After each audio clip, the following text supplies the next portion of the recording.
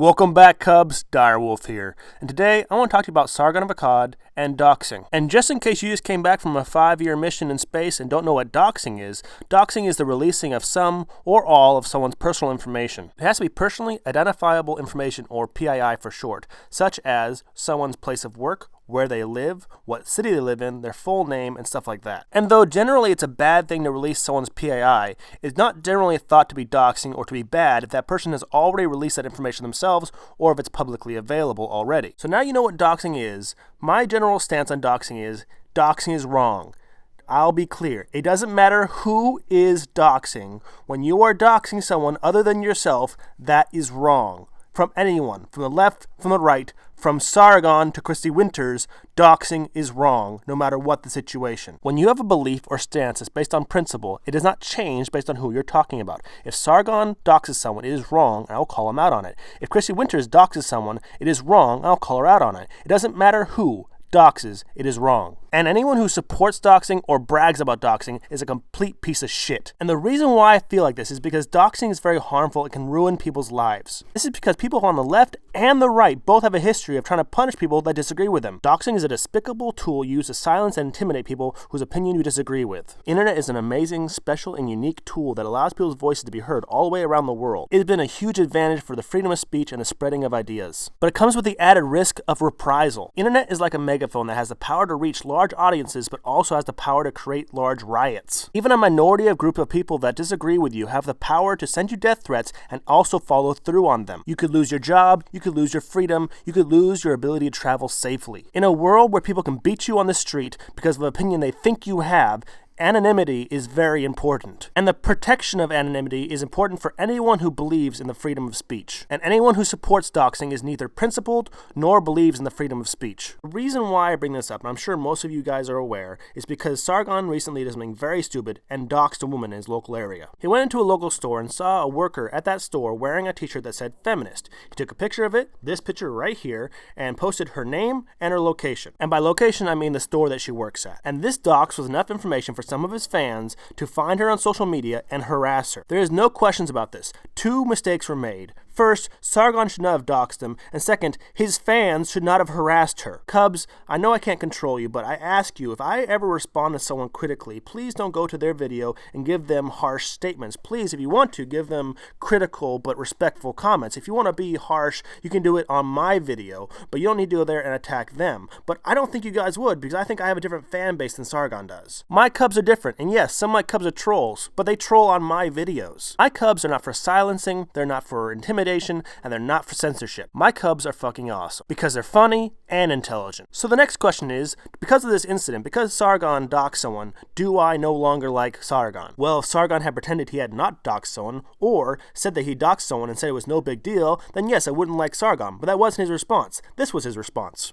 I didn't expect people to find who this girl was and then call her names on the internet. That's awful. And the thing is, that's my fault because I didn't think hard enough about what I'd done. And so now I would like everyone to understand, I really don't want you to victimize people. I really don't want you to go after them. It's not like a secret message. It's not a secret code. I literally don't want you to contact them. Literally don't do it. When he realized he'd made a mistake, he took down his tweet, he told people he was sorry, and he was wrong, and he was stupid. All those things were true, and he was honest about his mistake, and he took credit for it. And not only did he show remorse, he also told his fans they were wrong for attacking the poor woman. And when you can compare and contrast this to how the liberals and the online YouTube feminists react to doxing, where they say it's okay because in this instance they were attacking someone who deserved it, or they pretend like they didn't do it when there's overwhelming evidence that they did. When the liberals justify doxing, it is completely different because they are supporting it. Whereas Sargon made a mistake, they didn't think it was a mistake. They said it was okay. Sargon was not trying to silence this woman. He just made a careless and stupid mistake. Whereas Fissy Splinters, Potato, and the Sherlock Holmes villain have tried to silence Bering and Thunderfoot through doxing. And them, plus Steve Shives, Demotivator Opinion, Christiosity, Michael Rowlands, and others have fostered an environment with their subs that violence is an appropriate way of dealing with people you disagree with. So what do you think think them and their subscribers do when they receive dox information? What do you think that they think is going to happen when they provide dox information to their subscribers? Tim tried to make the false equivalency to what Christy Winters has done and what Sargon of Akkad has done. There is no equivalency. Tim, you and your ilk support silencing through violence and intimidation. That is your group of people. That's the people that you support and that support you. That is not what Sargon was doing. Sargon made a mistake, and he tried to rectify it, and he apologized and showed that he knew he was wrong. But you and your side lacked the intellectual honesty and the character to admit that you were wrong. Sargon had the honesty and the character to admit that he was wrong.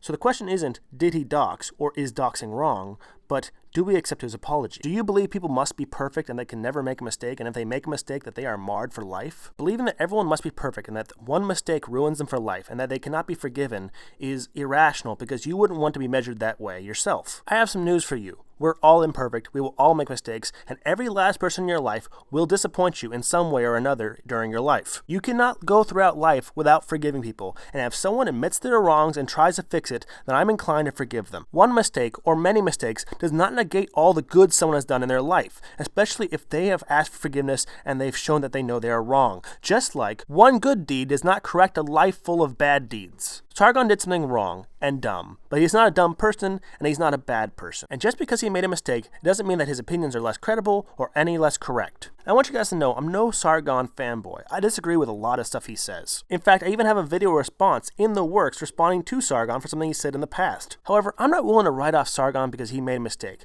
and I'm willing to forgive him because I'm hoping people will not write me off, and I'm hoping that they'll forgive me when I do something dumb in the future, because everyone will do something dumb, everyone makes mistakes, and I know I will in the future. We are all flawed, it's part of the human condition, but what's important is, do you have remorse, and do you understand what you've done is wrong? If you accept your mistakes and try to fix them, I'm willing to forgive you. But if you try to pass off your despicable, evil actions as being morally justifiable, then you are a horrible, disgusting excuse for a human being, and you deserve no forgiveness.